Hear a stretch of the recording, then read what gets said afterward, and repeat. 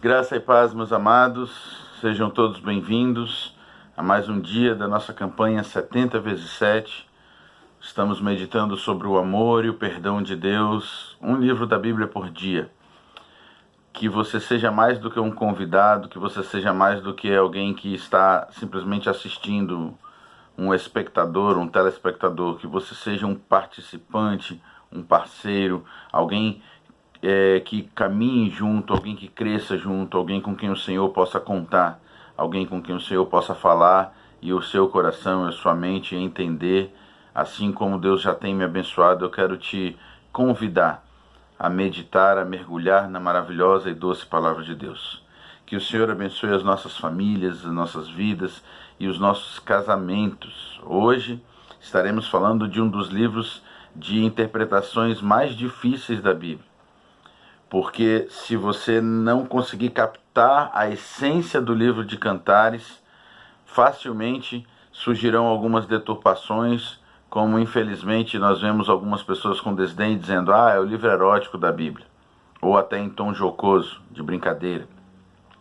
Mas a verdade é que o livro, ele escrito por Salomão, apesar de alguns questionarem essa autoria, mas o começo do livro diz Cântico dos Cânticos de Salomão, né?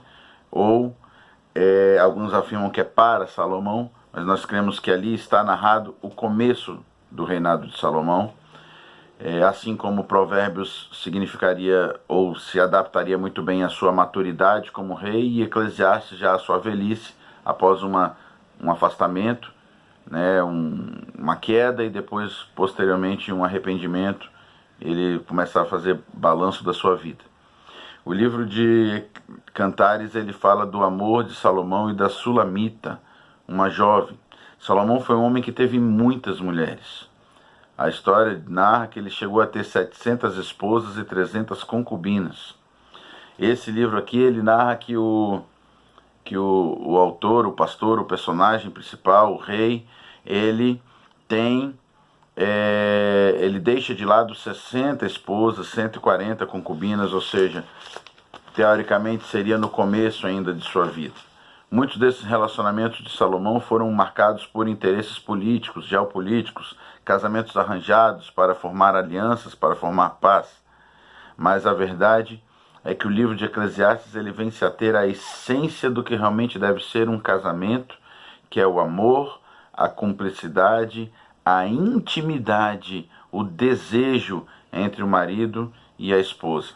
E mais do que isso, assim como muito tem sido interpretado de uma forma correta, tipificando o amor entre o marido e sua esposa, lá no Novo Testamento Paulo vai citar Cristo e a igreja, né, a sua noiva. Então, ele de uma forma incidental, de uma forma a ser uma espécie de analogia ao amor de Deus pela sua igreja, também caberia ser interpretado. Mas nós não podemos desconsiderar realmente o aspecto humano do livro, a definição do amor, da pureza do amor humano. Muitas pessoas têm identificado o sexo como algo pecaminoso, o sexo como algo inevitável. Nós temos desejos, mas não deveríamos ter. Mas a verdade é que Deus criou o sexo para ser usado dentro do casamento, entre homem e mulher, com fidelidade, cumplicidade e aliança. E esses são os temas do livro de Cantares. O livro de Cânticos é considerado uma instrução de uma celebração da natureza física dos seres humanos criados por Deus. Ele exalta a bondade divina e a virtude do amor sexual entre um homem e uma mulher unidos no matrimônio. Na verdade, se nós pararmos para pensar, o livro de Cantares poderia muito bem e com muita propriedade ser entendido como um comentário extenso, né, maior, da verdadeira natureza do Jardim do Éden, de quando estava Adão e Eva. Ou seja, com toda a liberdade, com toda a pureza, ambos estavam nus e não se envergonhavam e sem pecado, antes da queda. O significado de Cântico dos Cânticos é um antídoto bem-vindo contra a perversão sexual que a nossa sociedade, ou melhor, que a humanidade como um todo, em todos os tempos, vive e viveu.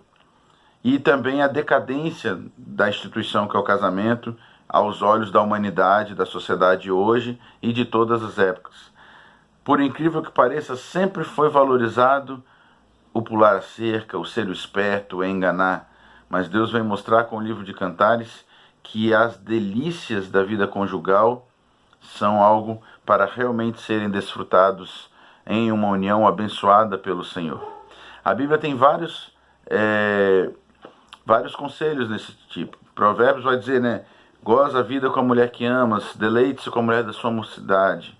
Ou então diga, bebe água da tua própria cisterna. São conselhos também de Salomão.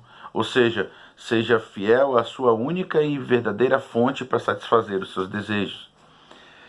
Apesar dessa união de homem e mulher perante Deus ser importante, o cântico indica que a intimidade sexual compartilhada pelo marido e esposa é adequada para a alegria e o prazer mútuo e para enriquecimento dessa relação. O poeta declara a virtude da castidade dos jovens apaixonados, lá no, por exemplo, 4:12, 6.3, o capítulo 6, versículo 3, e que se difere claramente da tendência de autodestruição de costumes sexuais ao longo de muitas sociedades da história. A Bíblia não aprova o relacionamento sexual pré-marital ou extraconjugal, seja ele hétero ou homossexual. A Bíblia aprova apenas o relacionamento sexual dentro do casamento entre um homem e uma mulher e com fidelidade. Como é difícil, como nós temos sido falhos muitas vezes em experimentar todo o bem, todo o prazer que Deus nos destinou, que Ele nos deu de presente. O livro de Cantares vem nos lembrar sobre isso. A jovem sulamita e o pastor amado são um modelo de amor genuíno que demonstra sua sinceridade e fidelidade pela força de caráter e pela chama da paixão. Sua forma de amor um pelo outro exprime compromisso e lealdade e integridade. Esse tipo de amor, nós vamos falar um pouquinho, ele é tão forte quanto a morte, ou seja, tão permanente quanto a morte, como escreve Servilde. Ele respeita e estimula o parceiro e ele não é infiel. O apóstolo Paulo incentivou esse tipo de amor abnegado, esse tipo de amor altruísta e direcionado, ao refletir o relacionamento de Cristo com a sua igreja. Meus queridos, o Antigo Testamento incentiva no livro de Cânticos, e esse livro ele é tão especial que, apesar de muitos criticarem e não entenderem o porquê que ele está na Bíblia, ele é o livro lido ao 8º dia de comemoração da Páscoa. Assim como a celebração de casamento dura uma semana, depois de passar 8 dias na Páscoa, ele é lido. Ele é um livro lido. E a Páscoa, entende-se que foi quando Deus resgata o seu povo do Egito. Cristo um dia vem buscar a sua igreja, assim como o marido vai, o noivo, e toma para si a sua noiva. Deus escolhe e traz o seu povo para junto de si. Por isso a celebração desse amor com a leitura do livro de Cânticos, ou Cântico dos Cânticos. A pureza do casamento e o caráter correto da intimidade física no casamento, apresentado como fidelidade erótica no cântico, muitos dizem, são verdades vitais para a Igreja de Deus no contexto de uma sociedade perversa, atolada em licenciosidade e divórcio fácil. O livro de Cânticos ainda nos ensina algumas coisas importantes, e eu gostaria nesse momento de pensar com você sobre isso. Um dos exemplos claros que você vai ver no livro de Cânticos são elogios. Elogios. O meu amado é formoso, a minha amada é mais formosa das mulheres. O relacionamento ele precisa ser regado, ele precisa ser aquecido, ele precisa ser estimulado. E infelizmente, até com boa vontade, até tentando se precaver de uso de coisas que não são boas para o casamento, mas muitos casais têm caído numa monotonia, numa rotina, perdido a capacidade de elogiar em público sua esposa, elogiar em público seu marido, de declarar o seu amor de uma forma aberta, de uma forma direta, de uma forma verdadeira, pura e consumada. Você vê no livro de Cantares a noiva procurando o noivo, você vê o noivo buscando a noiva. E infelizmente, muitos casais têm vivido uma vida de time que já se classificou, jogando só para cumprir tabela. Não é esse o propósito de Deus para o casamento. Deleite-se com a mulher da sua mocidade.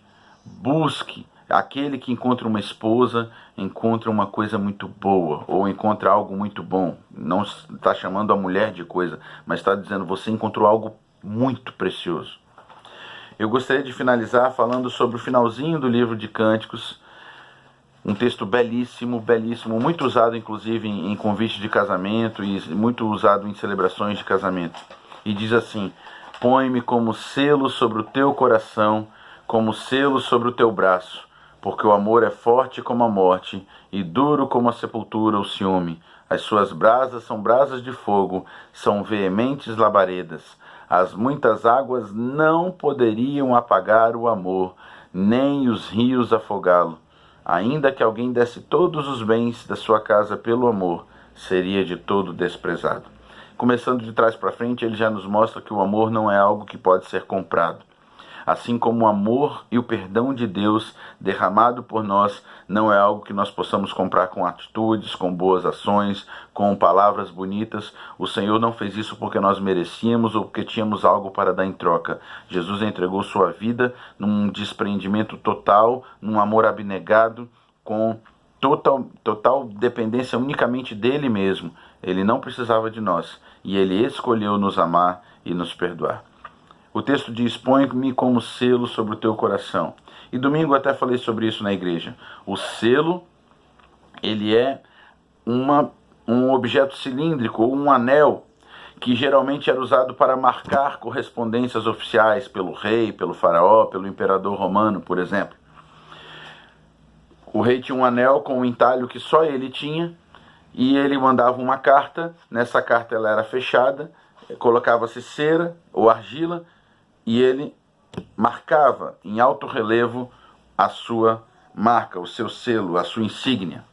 O selo, ele indica então em primeiro lugar o proprietário daquela carta. Quando o texto diz, põe-me como selo sobre o teu coração, está dizendo, eu sou seu proprietário, assim como você é meu proprietário. No mundo que as pessoas querem cada vez mais serem menos submissas, menos dependentes, a Bíblia celebra o texto, quando, por exemplo, lá no capítulo 6, verso 3, ele diz, eu sou do meu amado e o meu amado é meu.